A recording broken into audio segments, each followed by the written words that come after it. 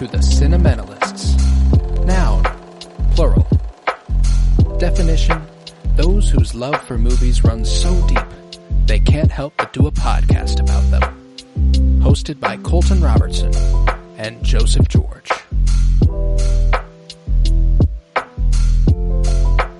Hello everybody and welcome in to the Cinementalists, where today we begin a month of watch list maintenance, checking off some quintessential boxes that are like, how have I not seen this before? And we are starting with Children of Men, originally premiering 20 years ago on September 3rd, 2006 at the Venice Film Festival, adapted from the novel by P.D. James, The Children of Men, adapted for the screen by Hawk Ostby, Mark Fergus, David Arata, Timothy J. Sexton, and Alfonso Cuaron, directed by Alfonso Cuaron.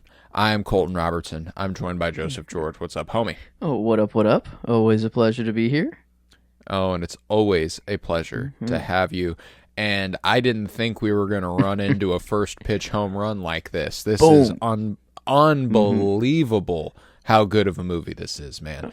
Obviously, the point of this month is that they're first watches for both of us. How did it hit you? How did it sit with you? I mean, I was a mess last night. I was not ready for this. I thought it was going to be much more in the sci-fi or just kind of, just let's throw a crazy dystopian situation at you and experience the world for what it is. And it started out with Michael Caine's character, and like an incredible character that eventually gets a lot Michael more Caine. like payoff. But like at the start, I'm thinking this is much more just comedic. It's gonna be a good time, I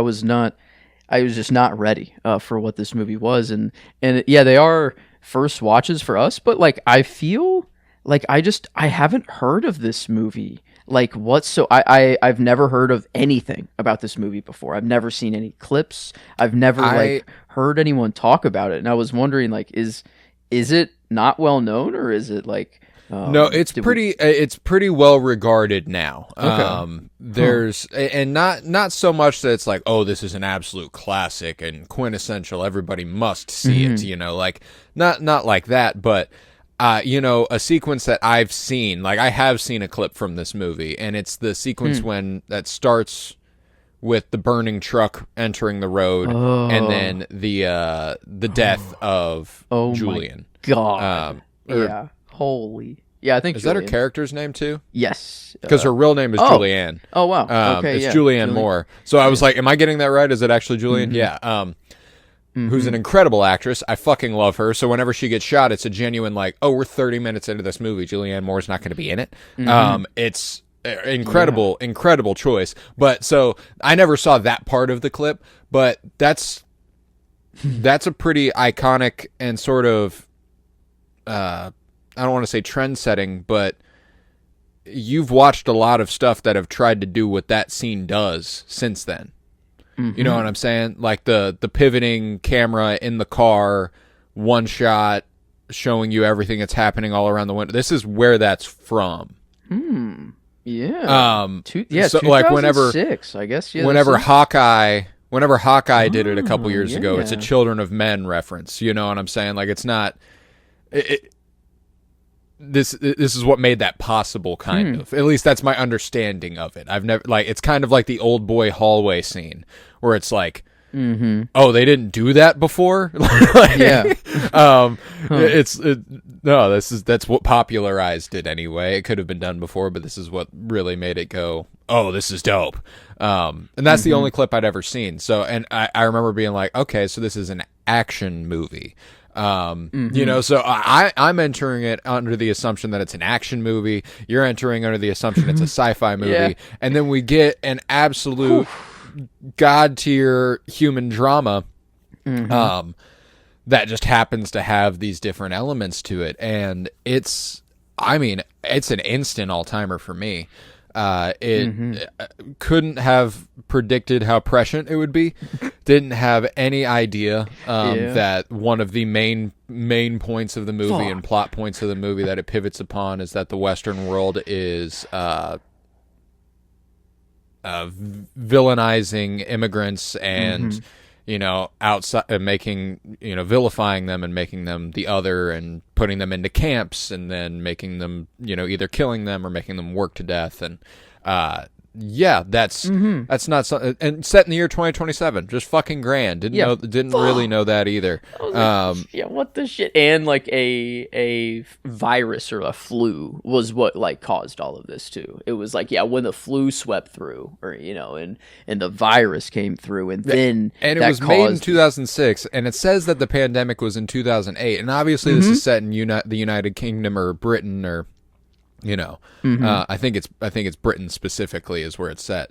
There was a pretty big thing that happened in America in 2008, but it was not a pandemic of the physical variety. It was the housing crisis. So I was like, it was interesting that like it had it had a keen awareness of everything that something could happen, and then something did happen. But I think this is 5 years after 9/11, which I think is a really really important frame of reference.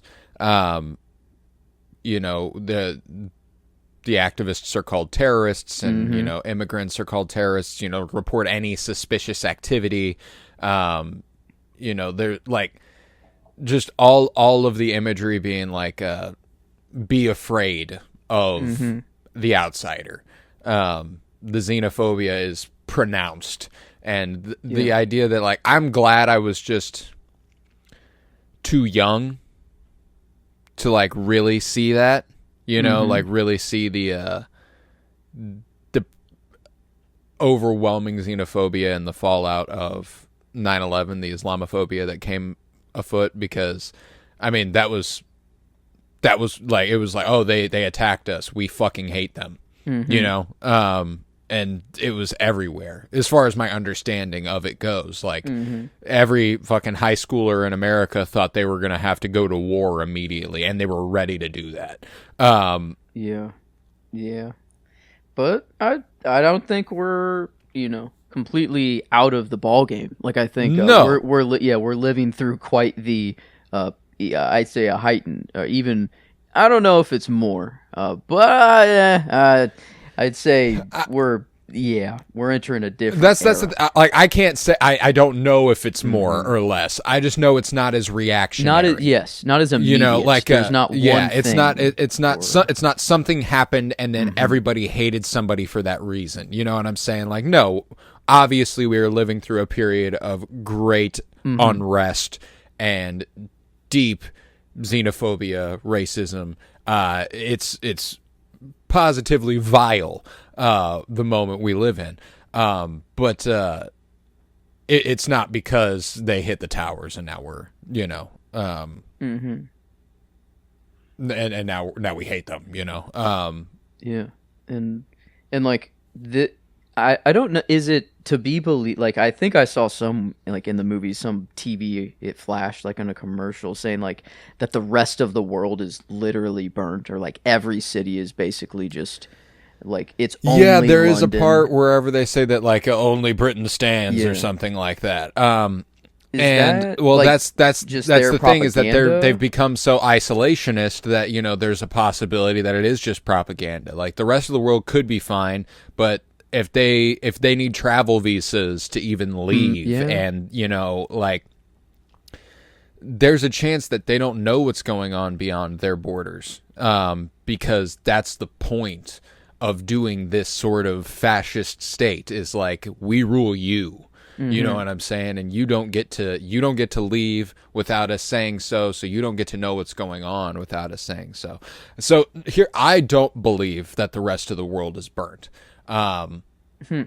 Now, I don't think it's really here nor there, but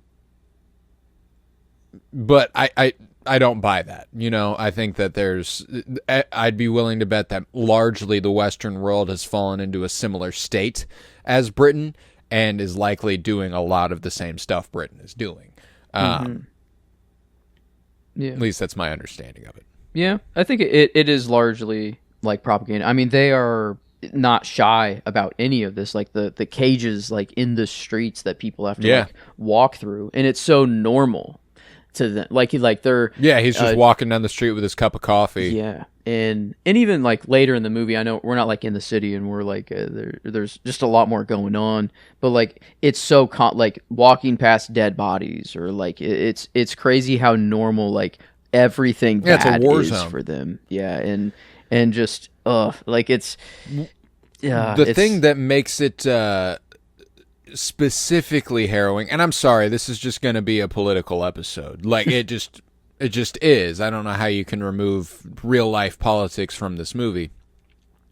But in the wake of America and Israel's invasion of Iran, the images of people, and not just that, but the genocide on Palestine, and like the stuff happening in Gaza, like the images of people crying over their loved ones as they've been shot and killed or blown to smithereens, and and just having to keep moving. You know what I'm saying? Like he doesn't have time to process what he's looking at. He has to get out of it. One of my favorite moments in the movie, and obviously this is a quintessential part of the movie. I'm sorry I've used that word 3 times. I will stop using that word. Sorry. My favorite part of the movie is obviously when everyone sees the baby. That part just absolutely fucks me up. It fucking destroys me. I was an absolute puddle whenever, because he was kind of right. He wasn't completely right. The uprising was right about the fact that the British government would never let a immigrant be the one who had the first baby. They would give her to some posh black lady and they'd take her baby away. I think they're 100% right about that. But Clive Owen's character, Theo, does understand the unifying effect of the youngest child in the world. For a moment, these two sides who are at each other's throats agree to cease fire because they have the youngest child in the world there. You know, like there is an actual baby. It's immediate. Like it was. It's immediate. There's no thought. And then I was like, and my head is just flying 100 miles an hour. I'm like, is this deeply dark and cynical movie? And don't get me wrong, it's not really cynical. It's got a really keen understanding of the way things are and operate. And I don't think that it's got like a human bad. I think it actually has a lot of hope. But in that moment specifically, I was like, is this movie going to end happy? Yeah. Are they going to go on some fucking unifying world tour or something, and then I loved that they make it just far enough away and then the fighting starts again. And you're like, you could stop for the baby though. You know what I'm saying? Like y'all were all babies. It just doesn't make sense, again, it does address the whole, and something we've talked about in recent weeks with the revolutionary spirit kind of coming to the surface, and a few things we've talked about after Do the Right Thing, and then what was the one recently that One Battle After Another? One Battle After Another. Yes, yeah, where Chiwetel Ejiofor's character, he says Julian thought it could be peaceful, but it can't be peaceful. Yep, back on the MLK and Malcolm X, side of the fence, and like I loved that, and kind of this oh my God, he's in Marvel in like the Doctor Strange. Oh my God, Luke, that's Luke, him. Chiwetel Ejiofor, Luke was like, at first I'm like, I was, very, when introducing his character, he seemed like, very revolutionary, down to ride, and like, he's there. But then, there were some times where it's like, man, I agree with your principles and like where he is coming from, but like the immediate actions he's taking of like, were just, a lot of pause sometimes, and like. So like there kind of was back and forth, like kind of with the revolution a little bit, or like there was just tensions in there, and like, I mean, yeah, well, like it's all it's all POV, you know, as far as I'm concerned, because Luke, again, methodology, the way it's framed, I disagree with him hard. You know, apparently he hired the people that had Julian killed, and you know, that's not a good look, because Julian was dope, loved Julian.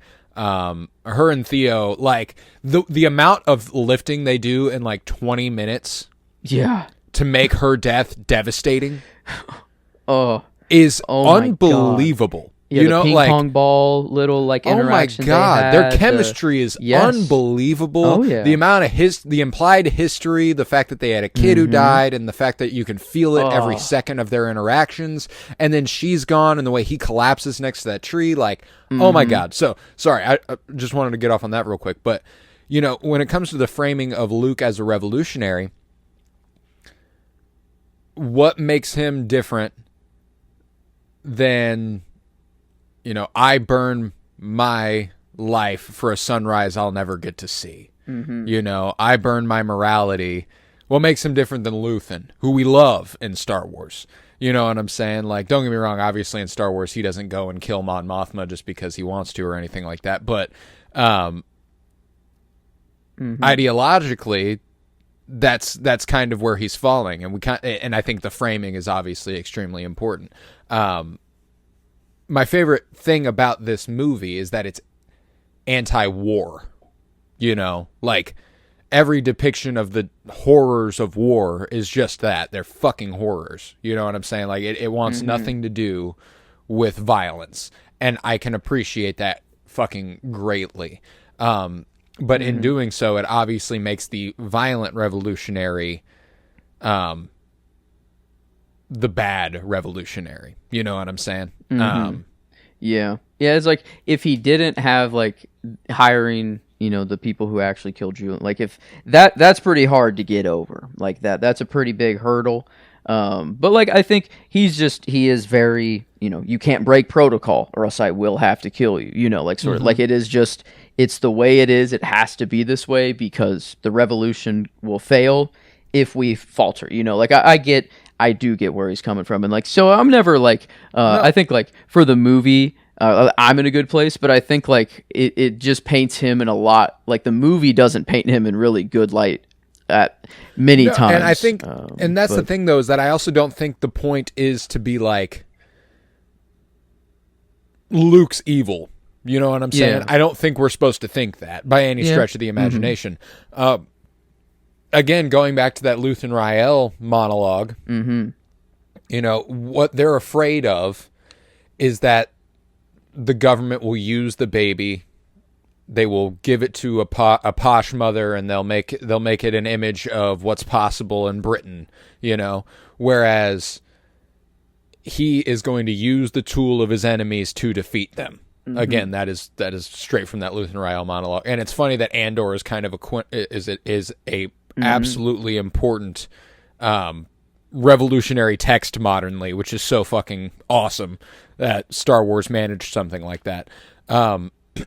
But he intends to use the tools of his enemy to defeat them. He is going to take the baby. He is going to show the world the baby and go, this is what's possible with us. Not this is what's possible with Britain. This is why we need to figure this out. One thing that I love, though, too, is even though he does intend on using her, and, you know, they all kind of do, the fact that they make so much emphasis repeatedly on what's the mother's name? That's, oh my gosh, Key. Not Key. Like, it's Key. Key. Yes, I was gonna say she's not on the main. I need to get in the deeper cast list now, but Key. Everything is repeatedly left up to Key. You know, it's her choice. You know, and I really, really loved that touch. I think it's not to make it political, but it's an inherently leftist ideology that a woman gets to decide what to do with her body and with her child, and gets to decide what to do. Shouldn't be inherently leftist, unfortunately is. the thing that is literally attached, and like even like after the birth is done, it's like, oh, no rush, no need to cut the cord. It's like that's how it's been, for the last 9 months. It's like but yeah, everything that was like the good side of Luke, or like he did have those heartwarming moments, or like kneeled down with her and like wasn't talking to the rest or the group anymore, was just one-on-one, and is like, what, actually, what's your decision, like this is actually your choice. So like, what do you want to do? And yeah, I do love how like they had their little meeting, and Theo like spoke up and was just kind of like, no, make it public, like, or that's like, he just immediately just felt comfortable enough, I guess, to talk. It feels like he had some revolutionary past act. He was an activist. Oh, yeah. I guess Julian said before. So I don't think I this was is like just a trying to new get world laid. to him. But yeah, so I think he's just playing it off. But I love how he's at least how honest he is. Like, I think Key saw that immediately. And even though she did say like, no, and I'm not going with your idea necessarily right away, like she eventually did take him in, show him that she was pregnant. That moment was beautiful too. I love just that. Around all the cows, and like, yeah, Theo's just reaction, like, holy shit, like, what is Clive has he been in other things, or like, is this Clive Owen was a pretty well-renowned from. actor in the early 2000s. Okay, let's see. And my fucking God, he's hot. That is an unbelievable, gorgeous looking man. I like, in a really, really specific way. I'm like, he's just a man, Yeah, like you are a fucking, you are a guy. The perfect, just protector. Like, he feels so. I feel so safe, like, with it. Like, I don't know. Like, I feel like he reminds me of he's like if Javier Bardem looked more like a model. Oh my God, I had Javier. I was thinking of Javier Bardem throughout. Like, I'm like, oh my God, he would like.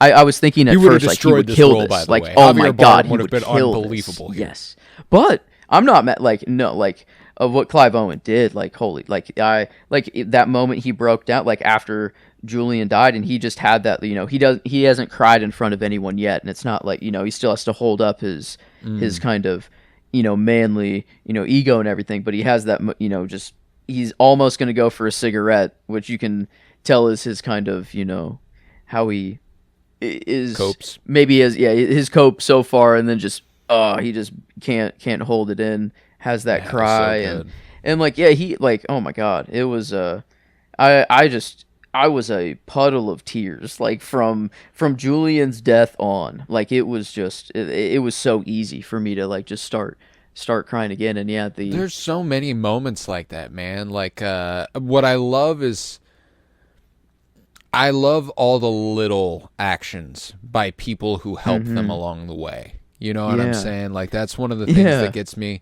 I love all the people reaching for the baby. That's I already mentioned the that part of the movie, but all of them being like, oh, hold up. But Marika, like, whenever they're like, get in the boat, Marika, get in the boat, and she's like, no, you guys got this. Like, I've done what I needed to do. I'm like, that's so fucking real.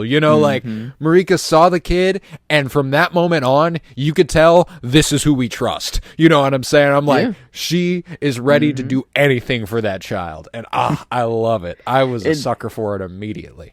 That moment where the door, like, they're running away from that one door stuck. fascist pig that was helping him out or whatever. But yeah, the, like, handing the baby off, and you kind of, like, I thought for a second, wait, did she actually, like, run off? I'm like, did she actually take the baby? And then she pops back in. She pops back into frame, and I was like, oh, I was like, holy shit. And so that was like, the action is great. Like, I mean, the tensions are just always so high, and then whenever there's a baby, there too, it's like, holy shit, like, and this is the only baby on Earth. It's not just a baby is already will raise the tensions, even if there are children on Earth, take this into the world today, but like, whenever this is the sole child on the entire planet, and like, I think this, you can't give it to the government. Obviously, they'll take it and do, their things with it. But I don't think you can give it to the revolution really either. Like, I think it has to be kind of done this way, like in the way it happened, where it's kind of in the most neutral grounds it can be in, because like I do align with what the revolution's trying to do much more, but I do think they're still the extreme side of it, or the other side of the coin. They're still trying to make political headway, Mm-hmm. which yes. Not that their political headway is wrong. No, they want equal rights for immigrants. They want immigrants out of cages. That's a perfectly reasonable stance to have. Like that. There does come a point that I think Theo sees where he's like, how does this baby help you get what you want? Beyond the fact that maybe you'll get the public approval of your actions. But then Britain's just going to be like, the terrorists are using a baby, they're like that's all that would happen, and then it'd be an endless cycle all over again. Whereas I think getting into the Human Project, which is apparently working on a means to make sure that the human race can, continue. Yeah, they're very mysterious. Like, we don't get a whole lot of closure with them at all. Like, I feel like we see like some jets or something fly overhead, like after the boat, moment, and they're there at the buoy, and like, so those weren't like they were. The jets were Britain, because they started bombing the city. So it's just okay. The fighting just does. I was wondering if like these were like the Human Project in some way, like they started the. I don't attack think so. In some No, way. the Human Project. Okay. The Human Project's just the boat. I think the important part to note about the city is that it's not a sanctuary city; it's a prison city. There's nothing but immigrants there. Okay. So going in there and bombing it is them going, we're fine killing our own that are here, and we're gonna kill all of we're just gonna slaughter civilian life, basically. Okay. That was like the one thing I was just like, wait, what? I was a little confused because I thought it was like a. They were waiting on or they were like waiting for the Human Project to show up there. They're like, oh, they're not here. They'll be back. Don't worry. And then I thought like this was like, the jets overhead. I'm like, is this them? I was like, wait, is this them them saying that they're here, or like that they see them? And then the bombs went off. I'm like, wait, what? I'm like, wait, why would they bomb? I was like, huh? And so yeah, I guess I just didn't put it together. Thank God they show that boat show up, bro. Like I was.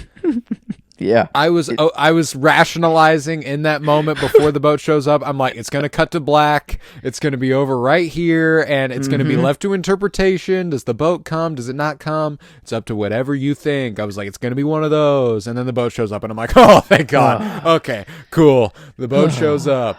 We're chilling. Yeah. Like this. I mean, I love like at one. I texted you this that at one point in my life, I thought like, how can movies get better than like the Book of Eli? Like, I'm like, holy shit, this movie was incredible. When I first watched it, it's Denzel. It's like why I love Denzel so much is truly that movie. My dad loved Equalizer, but I was too young to really have that shown to me. So we started with the Book of Eli, a lot more tame. I guess there's still a lot of killing and not really for kids, but I guess better than the Equalizer. I don't know. But yeah, biblical, see? Yeah. So yeah, I guess there's that there. But this movie is the Book of Eli, just in every single area that this is just better. Like it is it is kind of a very biblical story. Like I feel like, or this would be the new Bible, like they would literally write a new Bible of this moment right here, and this baby. Like I love how everyone's reaction is Jesus Christ, and it's like no, that is your Jesus Christ, that you are looking the second coming of humanity. And it's like it got me to think a little bit of like, oh damn, like I am not the doomer and gloomer that I once used to be, but I really do have faith in in humanity that we will overcome anything for us. But like, there's a lot of things that we're just kind of reaching where I really hope we're not becoming infertile, or like that's not a possibility. But like the human race, if it were to go, down the rabbit hole or go in a bad turn, like this actually is like a somewhat realistic thing that could happen that would legitimately spark a new religion. Like, I mean, this like this baby would actually be kind of seen as divine, and like they had some like cave paintings or like cave art shown like kind of at the end, and it was like, oh shit, like what actually happened 2,000 years ago, or like was this just a different telling of thing, a scene shown to just the degree that it was because of how divine it could be. Because like this moment, like there's so many things that are not divine about this, like at all. Like this is gritty as hell. It's war. It is just terrible. It's all evil all around. But then I don't know, like but the stories that would be told, like in the thousands of years after this, would totally be like this was the holy, or the holy event, or the second coming or third coming, I guess at this point, if we're going there. But yeah, it's like a wild. I really hope Earth is not headed down that path, but like a weird, like a restart of humanity and religion, which is like I really hope we're not nearing the end or the need for that. I think we're just gonna. I don't know that we are. Like at least the propagating event of this movie is that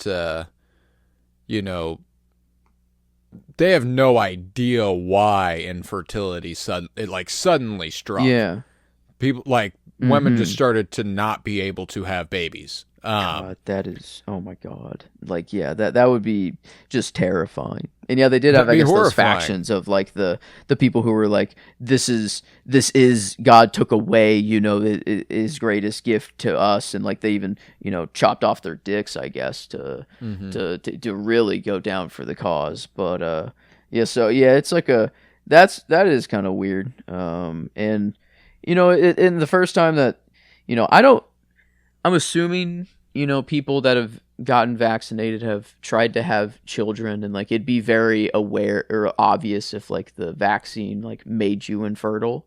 But like I don't know, like maybe that does just take time to realize, like that was a really scary thought that I had of like, oh fuck, like we have no idea why we went infertile, but we all like some of the population got this vaccine, some did it, and then it's like, yeah, it's like I mean, there is that aligning of the 2008 in the universe, the 2008 flu pandemic with the infertility that struck in 2009. So maybe there is something in the universe that they are kind of trying to imply there about either the long-lasting implications of whatever that strain of flu was, or their attempt to cure it. Yeah. I hope it's the virus itself, but now the virus itself was man-made, or like is that, I don't know. I might be I don't know what to truly believe anymore. I think what I believe in now is that I am made to believe that the end of the world is always around the corner, so that we just want to give up and not care and do anything. So like but it's not. It's just we're made just to sit firmly in that camp, I feel like. So I I'm kind of like, I love the example, like in movie we have Michael Caine's character kind of the he's kind of just on his own, just living his life. He doesn't turn away from the world, or he doesn't like look away. He's very aware of what's happening, but he's very comfortable in how he's living. And then we have the kind of higher up friend or person that he gets the transit papers from, that's like really rich and is kind of like, how do you do this? And he's like, I just don't think about it. I literally don't give a shit, and it's like, I bury my head in the sand and I keep making my money. Yeah. Yeah, and I think like two very different sides of the coin with that character and Michael Caine's, and like and I love like Michael Caine's character rules in this. Oh, dude, and his wife, like, you know, just he's so like that. Their relationship is so cute. Like how he like he was so. It seemed like it's crazy how actors can just do this. Like he was acting like he's been feeding her for his whole life. Like that seems so comfortable for him. And like the way he held the napkin up, the way like, you know, he was talking to everyone else while like feeding her. Like, I don't know. It was just so cute all around. Oh, dude, I love it. One of my favorite scenes is when Theo is listening as Michael Caine's character explains his whole backstory, basically. And he's talking about chance and fate and destiny and all that stuff. And he's like, chance brought him into our lives and chance took it away. And da-da-da-da, you know, like Miriam being like, it's all for a greater reason. And Theo being like, shut the fuck up, dude. I lost my kid. I'm not going to believe it was for some divine purpose. Yeah. Yeah, and you know, I guess he really got. I don't know. I like this. He would be the Joseph character. You know, not to toot my own horn. You know, I'm not tooting my own. The biblical Joseph. But yeah. he would. You know, he delivered that baby. You know, he did. Without that man right there, like I don't think this baby does survive. Or you know, it's in just somewhat. It would have been used for different means for sure. You know, so, like the revolution would have used it, or Britain would have found it in one way or another. You know, like Key was told by Julian, the only person to trust with this is Theo, and I think that's so like that's again just building that relationship in 20 minutes and then letting it last the whole movie, even with her not in it, is so fucking good. Yeah, they it's crazy how much they accomplished and how many like different viewpoints they could get, how many different, you know, kinds of characters they threw in, and like, yeah, I mean, like this, it was just, my jaw was on the floor. Like, I'm like, holy shit! Like, how have I not heard of this before? Like this was truly like, yeah.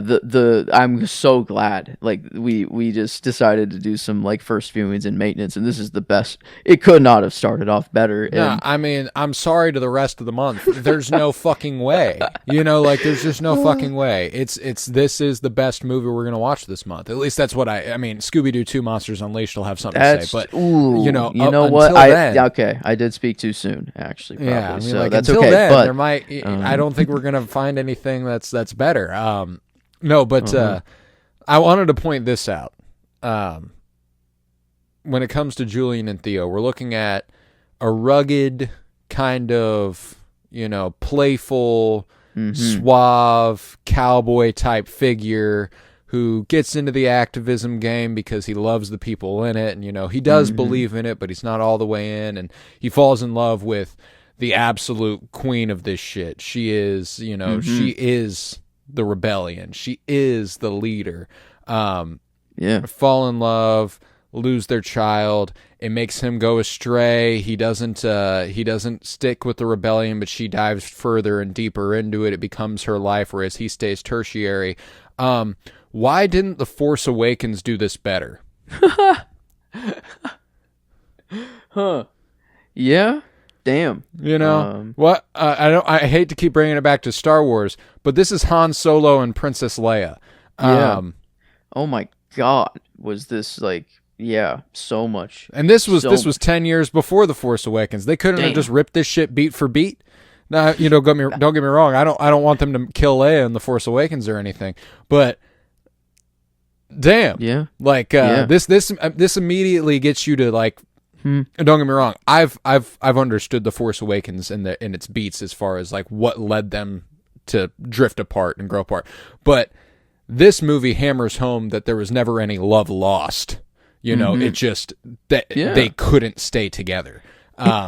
And there's no actual, like, we have Han and Leia history. Like, we actually have that history. We've actually seen it. Yeah, but the movie has to also I don't know, it has to fill in those gaps for us, and like it feels like I know the relationship. Like it's crazy of like how much of their earlier life I can like put together here with barely any information. And like the story that Michael Caine's character was telling to Key and them, like I don't think Thea would ever have actually brought that up. Like he wouldn't have brought it up. But then if that story wasn't told, he would not have named the baby Dylan. Like, she would, I don't think like it wouldn't have even occurred to her. So like the moment, like, oh my God, like the fact that, he knows he's shot and he's rowing. He doesn't even, he's bleeding. He thinks it's her own blood at first, and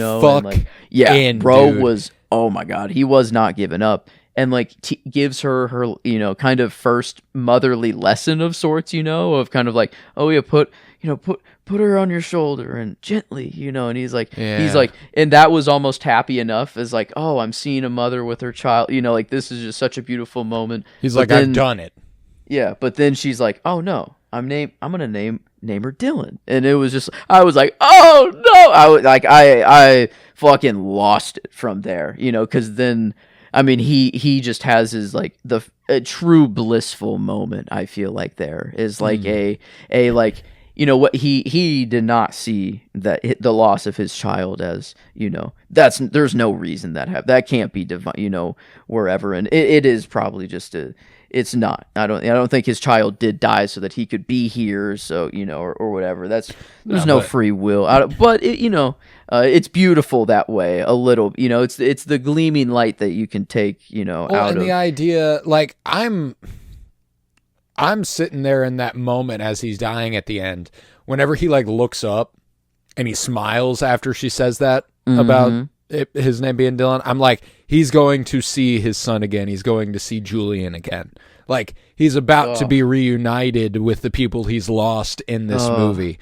And I'm kind of like, he's earned that. Like it's I fucking love the Theo character. The fact that his full name is Thelonious is fucking sick. You don't get a lot of white Theloniouses. Thelonious Farron. Dang. Yeah, that's a hard ass name. That is a fucking name right there. And I've only ever known Thelonious Monk. There was I had the movie on in the background while watching it, and we were saying like how he's just like he's a man, and like whenever he just sat next to Julian in the bus, whenever they were on the top floor of that double-decker bus, like his just shoulder, I don't know, like it was just like his the stature back is view. unbelievable. Yes. And like he is.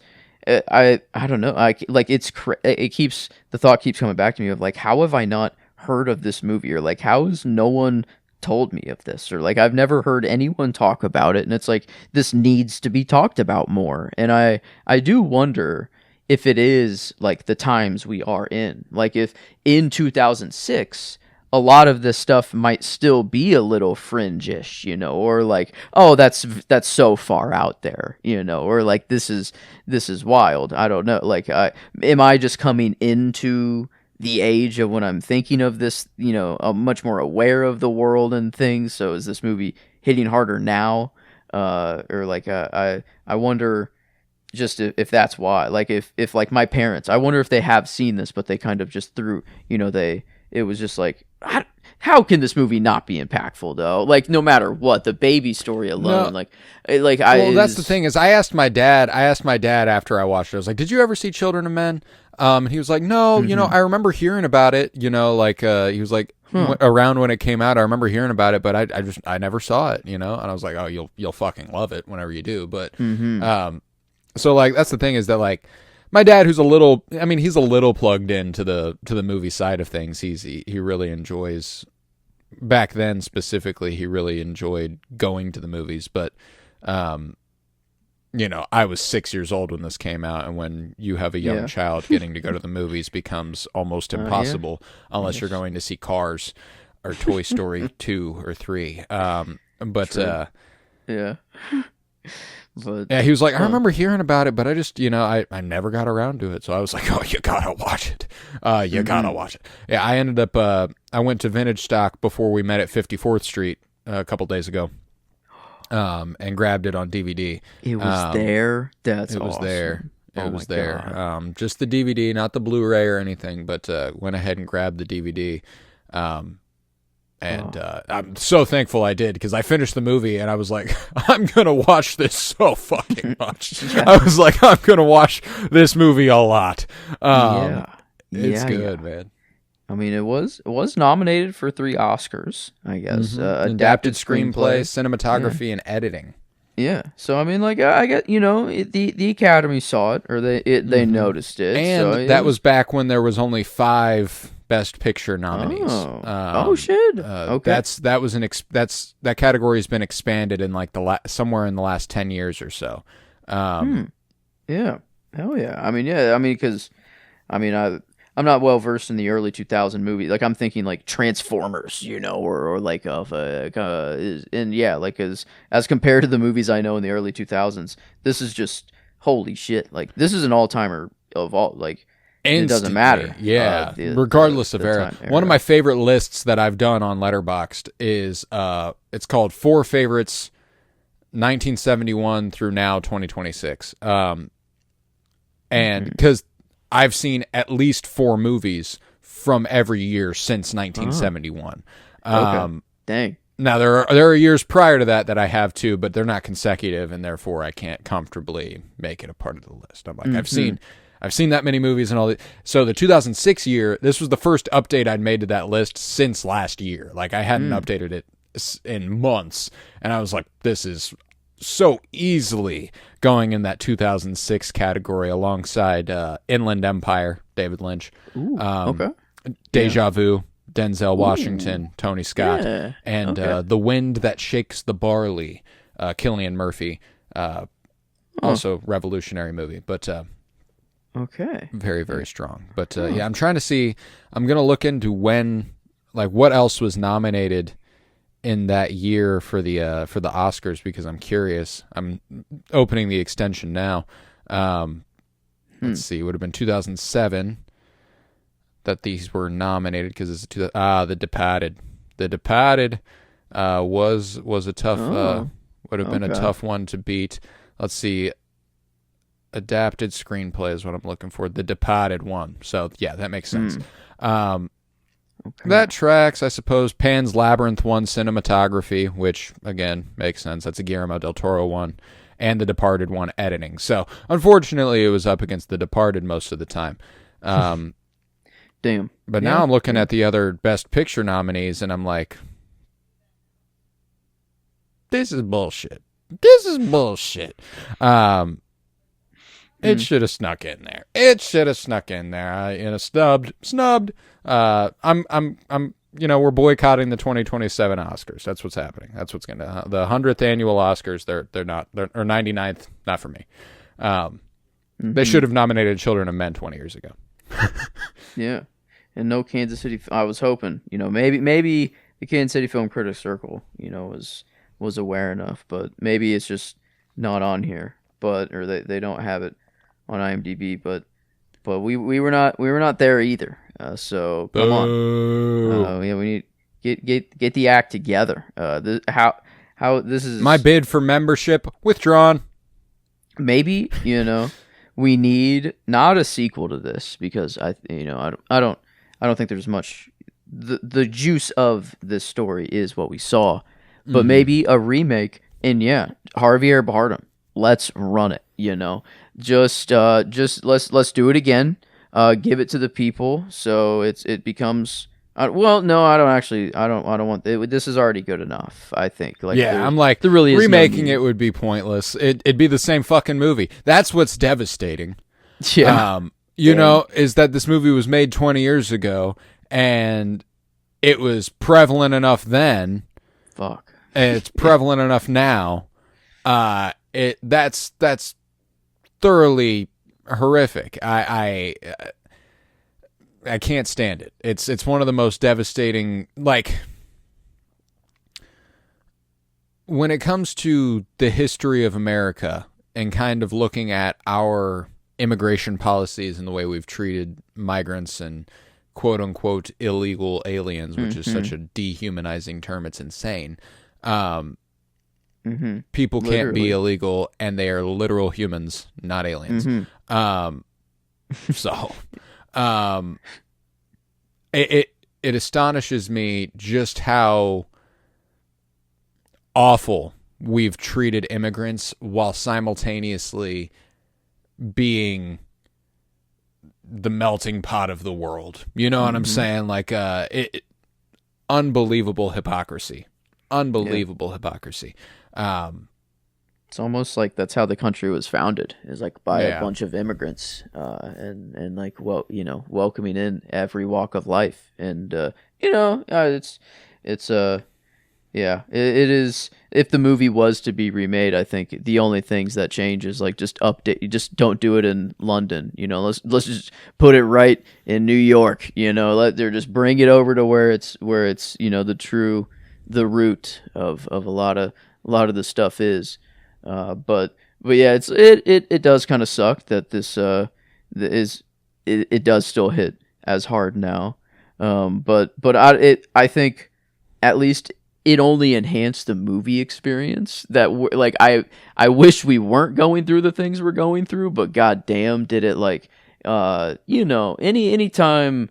I don't think I just cry at any given moment of like the world situation, or like I feel that way sometimes, or like man, the world really is not the brightest right now. But I've never just cried but like whenever I'm like crying for, it sucks for them. It's like also a good time to let those emotions go too. Like it's like nice we were aware of this in 2000s, or No, there's a catharsis, like when a movie speaks to a moment so specifically and makes you realize you're right to feel the way you do.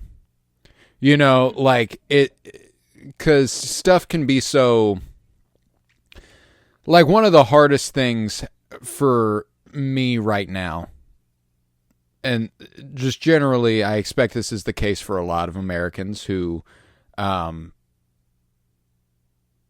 life hasn't physically changed much. Mm-hmm. You know what I'm saying? Like, I'm incredibly privileged.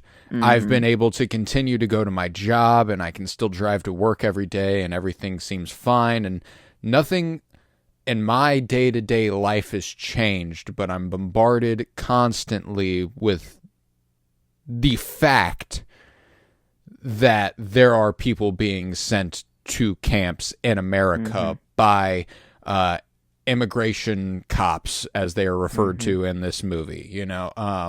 Like, I'd say like we were talking, like the guy who nearly capitalizes on the fact that there's a baby is an ICE agent. That is what he is. Yeah. Just for Britain. And we watch the way that those people treat immigrants in this movie. That is how ICE agents treat immigrants here now. That's not far-fetched. We've watched it happen. We've seen videos online of people being literally murdered by them. Like it's in broad daylight, plain to see. And the dissonance of knowing things like that are happening and still going on my day-to-day life as if stuff's like normal is, again, this is from an incredible place of privilege, and I do not mean this to sound like, oh, poor me, because it's not poor me. In fact, it's like good for me, but it sucks that stuff is just normal. Like everything, like day-to-day life hasn't changed much, even though it feels like everything's different. So when a movie can capture a moment like that and go, you are not wrong to feel the way you feel. You are not delusional. You are not making this stuff up. Yeah. Other people feel this way. Enough to make a movie that is this good about it. It reminds me of an Ethan Hawke quote that I've talked about before, which is where he talks about art as sustenance. Where he's like, a song can just be a song, but then you can go through a breakup, and all of a sudden this song is everything to you, and it means the world, and or you can be the happiest you've ever been, and all of a sudden this poem captures exactly the way you're feeling. And it's that idea that you're not alone in the way you feel. You know, you're not the first person who's experienced this feeling. And I love when movies can make me feel that way, you know? Yeah. And it can also give you a keen sense of morality, you know? Like, I think this movie has a really, really great understanding of what's right and what's wrong. You know, another movie I watched recently that, just given the state of the real world, made me just devastated me. And it's a movie that should not devastate you. Like, not at all. Children of Men should devastate you. There should be points in it where you are actually sad. But the Rob Reiner political romance movie, The American President, should not make you upset. You know? But there's a part in the movie when the President of the United States, played by Michael Douglas, love Michael Douglas, comes on screen and he talks about how there's no bill to fix crime without a ban on assault rifles and handguns. And this movie was made in 93. There's no bill for crime to do anything about crime without the banning of assault rifles and handguns. So that's the bill he's going to send into Congress. And, you know, they're going to try to bring emissions down by 20% because they need to fix the climate crisis as soon as possible before it's irreversible. 93. 93. It's just 33 fucking years ago. And I'm watching this guy on screen, played by Michael Douglas, and just going, I fucking wish, man. Oh my God. Even in the last 10 years, I've been wishing for anything even kind of like that. And just haven't gotten it. And just in terms of presidentiality, as it were, you know, politics be damned. Don't get me wrong. I loved the politics in the movie and I'd prefer it, but, fuck's sake. It's just, we live in such a grim moment. So whenever movies like this go, there's reason to hope, though. I love, that's so important to me. 'Cause the world does seem very dark and grim, and there's literal genocide on the planet that we live on right now, but it is not as dark as the world that we see in Children of Men. Like, this is as pushed to the absolute. I think we're not to this quite dystopian level yet. And whenever if beauty can be pulled out of this world, or I am crying tears of joy, at the end, there are very sad tears at some points, but I am happy, I'm a mess because I'm it is gonna work, or this it's moment beautiful. is so beautiful. And if beauty can be pulled out of that world, it is, I think, it makes me think that it should be even easier to pull the beauty out of our world, because the evil hasn't quite taken over like this yet. You know, it isn't. I truly hope we're not going down this path, but that is the slope that we're on. There are ice agents now, and there's but how long until they are just in the streets, or everywhere you go, you can't go anywhere without seeing it. I don't know, but yeah, it is all sense of the presidentiality. I think it is just kind of law. It is crazy, just what is presidential nowadays. I was scrolling through my notes just the other. I was cleaning up just a bunch of stuff on my phone, letterbox list, everything, my notes, and I just rolled past a John F. Kennedy quote. And I just I almost cried right then and there. I was just oh my God, this is how they used to talk. We've lost the fucking recipe so fucking bad. And don't get me wrong, I'm not trying to say that every fucking president prior to Trump was a fucking saint. That couldn't be farther from the truth. You know what I'm saying? And I'm not saying it was good that we pretended everything was all right. But fuck's sake, it was nice to have somebody who was competent enough to speak with some degree of grace and class and just generally didn't go, this guy died, good. You know? What are we going to do? We're going to kill a lot of people. Yeah. You know, I'm not going to use the word war because they don't want you to use war. You got to ask for permission to do war. So we're doing a military operation, you know? Man. Yeah. No. Why did you go to war? Because I felt like it. Like, there's an astonishing level of evil, vile terribleness that is existing at the heart of our country. He's a pedophile and a rapist. That's not false. That's been proven. That's something that we have tangible evidence for. And there are still people who think he's cool. Like Griffin, my little brother, plays on a baseball team in the middle of suburban Missouri. So, of course, baseball is inherently a sport that requires you to spend a lot of money to play it. So there's going to be a fuck ton of Republicans. And there's the kids on his bus. They were talking about conspiracy theories the other day. They were on the bus coming home from a game, and they were talking about whether or not Donald Trump's assassination attempt was real or fake. I'm not going to dive into that at all. But they were like, Trump's a dog. Like, that's what Griffin was hearing them say. He was like, Trump's a dog. He's dope. Like, he's a pedophile and a rapist. Like, removed from anything that might be doggish to you about that situation.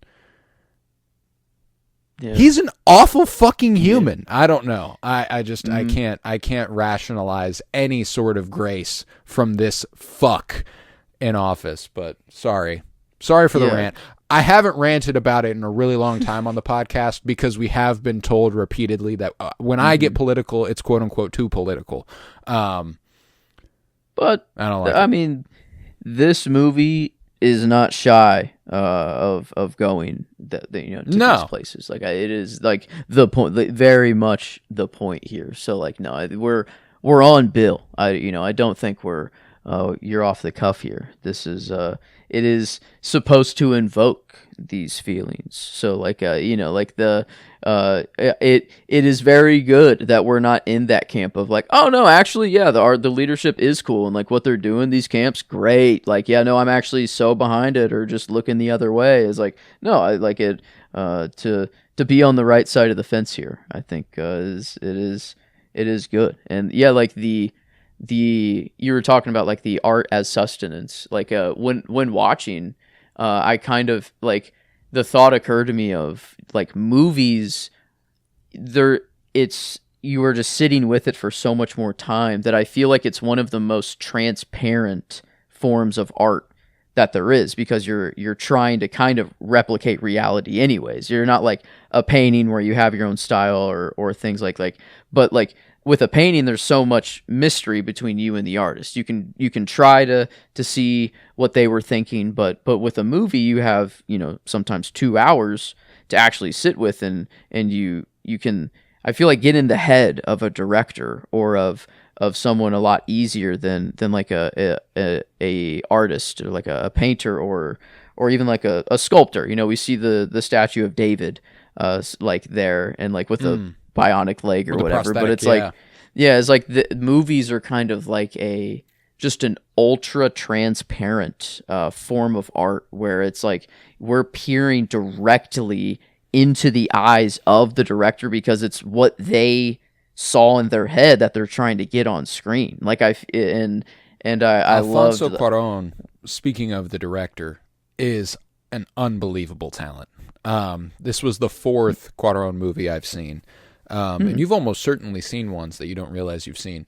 You own another one, Y Tu Mama Tambien. Oh, no way. Yes, is an Alfsono Cuaron movie. Love that movie. Gravity with Sandra Bullock. Oh, shit. Whenever she like drifts off into space and is stranded, that's him. And then Harry Potter and the Prisoner of Azkaban. Okay. He directed the best Harry Potter movie. Yeah, he directed the best Harry Potter movie. So good. Damn. Yes. Okay. Wow. I do like this man a lot more than I thought. Yeah, he he hits hard. I still got to see Y Tu Mama Tambien, and I still haven't seen Gravity. I just added that to the watch list. In the midst of making I was like adding so many that I'm like, okay, now I'm gonna make a list of all the space movies I want to see. Now a list of all of the, or just all going down that rabbit hole. But man, I didn't know Gravity was him. I thought, I need to revisit that one. I haven't seen it in like since it came out. I remember I watched it over at Brody name drop Brody Parker's house. That's a pull blast from the past there. With his parents on like just a fucking movie night where I was staying at his house, and like we watched Gravity, and I remember I was 13, so I was like completely uninterested, unenamored by it, because it's now I think I'd probably appreciate it more, but at the time I was like, it's a space movie without any of the sci-fi action stuff. It's just it's an astronaut who is floating through fucking space. You know what I'm saying? I'm like, that's and that's all I remember about it. It could be more. Yeah, it's like, it's a big. It was like, holy, it was a big deal. Like, yeah, so I mean, I haven't even seen it at all. I haven't even seen it at all. So it'd be a first viewing for me. So like, I've heard so much about it, but yeah, it's like, it's crazy. Another one that is kind of crazy I haven't gotten around to, but yeah, now after this, I'm in with Alfonso. I mean, yeah, this dude, he cooks. Like this dude, I'm fully behind him, and yeah, like I think the story, or like what's going on, is definitely like the strongest part of the movie. But like it, even like I'm thinking of whenever they captured Theo and put the bag over his head and had him in that room, with all the newspaper and that like yellow light, like whenever gorgeous, like yeah, like you do see Julianne Moore like and like she's like, I don't know, almost like angelic, just like next to the light, like right there, and like, so I mean, it looked really good too, like gorgeous movie. The whole time. It earned that cinematography nod. Like one of my favorite looking sequences is, I mean, and I think people emphasize the like coolness of oneers a lot now. Like people are like, we should do it all in one shot, and it's like, that would be sick. But sometimes it genuinely is fucking sick. And like one of those sequences is the entire time he's outrunning the bullets on his way to Key. All the way until he gets to Key and the baby, it does not cut. There's explosions and gunfire, and he's running all the way through it. He gets all the way up the stairs, and there is never a cut until he gets all the way to Key. Holy wow! Yeah, no, that's and it's a he's gorgeous looking sequence right now for me. He just knocked the shit out of that fascist pig, who was helping him. Like they just got out the door, Sly, and he Sly, yeah. He just yoinked him, and yeah, he did like step on something and hurt his foot here. I wondered if that was just not supposed to happen, and it was just like, I mean, this dude is barefoot, and like there's so much debris on the ground. If that was like actually a legit moment, but because I think like he's given shoes later on as the kind of like a, hey man, you've been through it. Here's just some shoes, to help you out a little bit. It's like, I know it's not much, but it's like every little, like he's just so for the cause, but so like nonchalant about it. Like at first that I just wanted to get lit, or like I knew it was all like a facade, or all like he's just playing that up. Like he was just so genuine from the start, and like I loved like every action he took. It was just immediate, dude. He was he was like, not even for the boat, like the row, he was locked in from the jump. Like, I mean, from go. Like the pushing the car, like, we got to get out of here. This is not what it seems. We got to go. And then like the car not starting up, was actually kind of funny. Like a little bit like that the chase sequence of just the mob kind of running after them. It was like tensions were still high. Like I was still like, oh fuck, get out. But it was like, I thought it was just kind of a little, just, I don't know, it was somewhat enjoyable. There's a sequence there of just them trying to get the car started.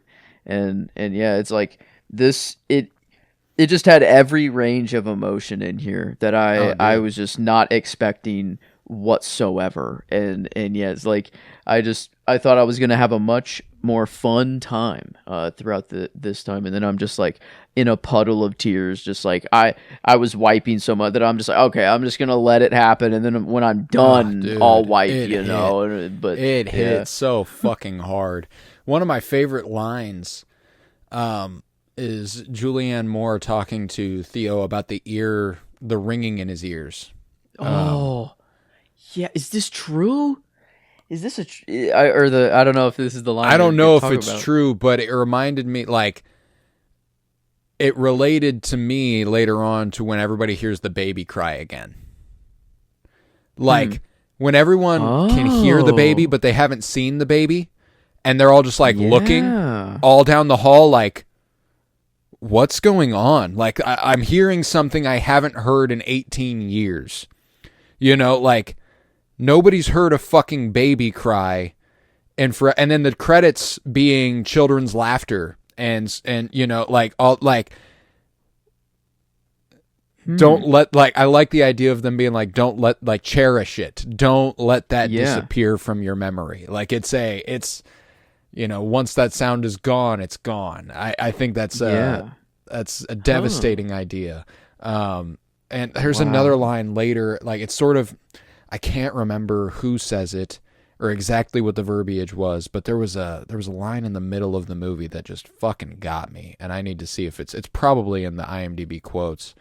But let's see. That swan song, or like, that was kind of a crazy. It was, okay. It's the top quote. As the sound of the playgrounds faded, the despair set in. Very odd what happens in a world without children's voices. Mm-hmm. Yeah. Oh my God. Like, that's like what a terrible, I don't want to see this world at all. That line isolated, and again, another devastating real world side effect of this line specifically. I recently watched one of the Oscar nominated short film documentaries. It's called All the Empty Rooms. And I mean, my God, it's absolutely devastating. I'll just give you the premise and you'll understand. It's about victims of school shootings who died, whose parents have not touched their rooms since. Oh, God.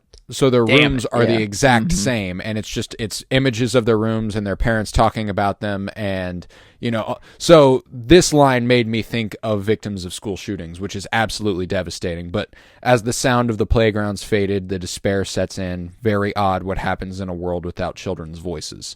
I immediately cried. Like, as soon as she said it, it got me so bad. So this getting nominated for adapted screenplay is more than filling or fitting. I said filling. Fulfilling. I was very fulfilled. I mean, there's not much that, like, I did say, like, Javier Bardem, take it or take it up and remake it, but no, like, I can't really, I don't want that to happen actually anymore, but, like, there's not much I would change at all of the movie. Like, I think, like, they hit on the points that they should have gotten. The beautiful moments were beautiful, and it was just a baby crying, or, like, even in I guess at the end, like, just the mere sight of a baby, and it's like that alone, like, even in the world now, like, I think, if there is some battle going on, I don't know, and then there just so happens to be a baby in there, they might, I think there's still probably hopefully a feeling of, okay, hold on, ceasefire, let's hold off here. But obviously in this, it makes it super black and white about it, like, this is the only baby on the planet, and, like, so I think it bolsters up, like, how, like, children on, like, quite the pedestal here, and just makes just to show how much it kind of would suck if kids just weren't around. Like if they're the kids, yeah, they are annoying, or like they'll get on your nerves sometimes, but it's like that was us, you know, at one point. That's what we did, and without, yeah, like the background laughter, or like, you know, I can hear what a playground, like my elementary school playground, you know, I hear as she said the kickball. I was like, oh my God, how often do I hear that? You know, I'm like, I guess I don't. Like, I don't nowadays, know how often I hear rarely, it. I guess, yeah. Like, Yeah. actually, it's like not all, but like, man, I can at least put myself in the elementary school playground though, and like just hear the random so chatter, clearly, the tether ball, kickball, the swings. I don't like. It's like, you know, I can put It's myself the sound there, of the but credits. Yeah, mm-hmm. You know, whenever the Yeah. credits roll, that's it's a playground. Oh, yes. Um, Oh, it's so good. Like this, it was so good. Like what a like 2006. I don't know. Like, you know, maybe I can't.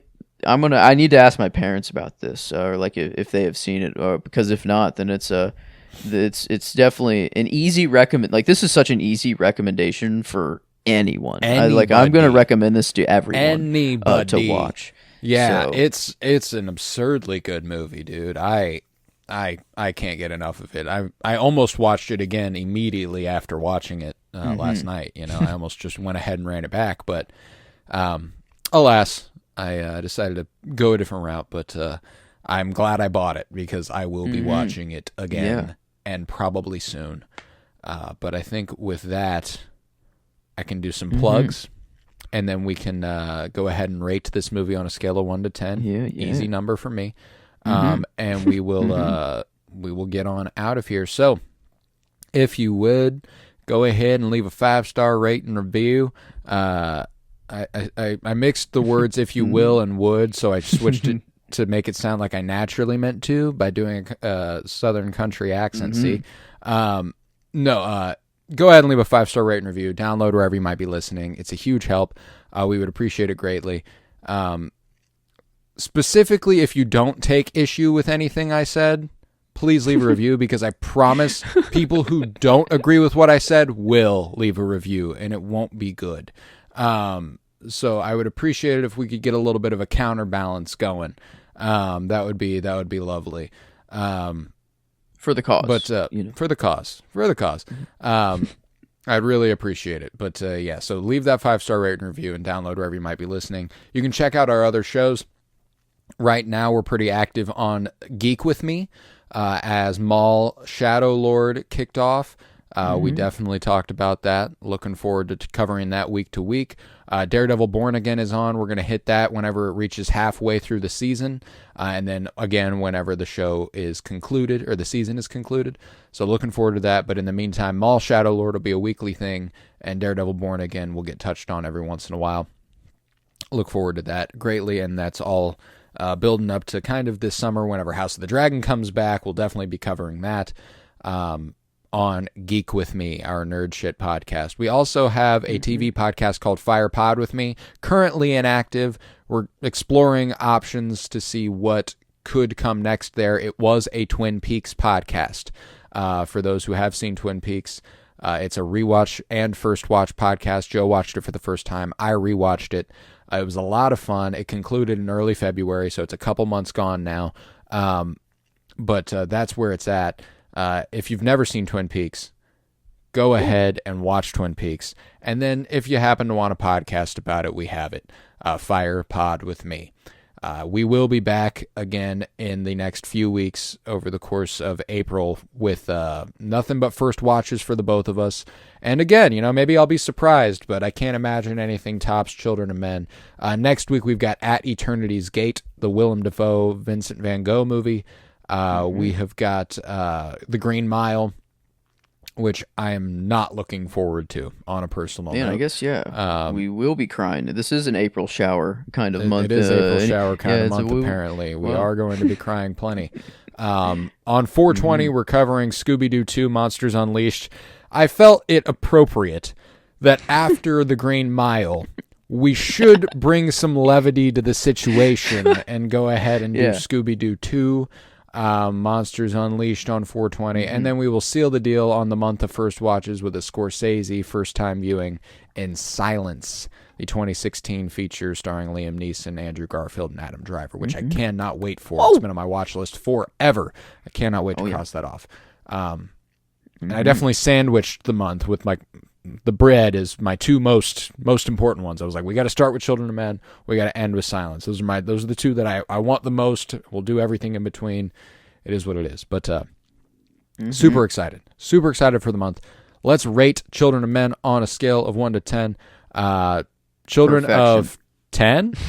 Yeah. Oh yes, Children of 10 indeed. It is. Yeah, this one is very, very easy. I don't know what, maybe if there was just I guess they kind of had dinner. No, that was just their meeting. There was no community food gathering. That's true. Well, there's a coffee shop, I guess, kind of at the beginning. I'll count it. Gets bombed. But yeah, they did blow up. They did, die. But no, this is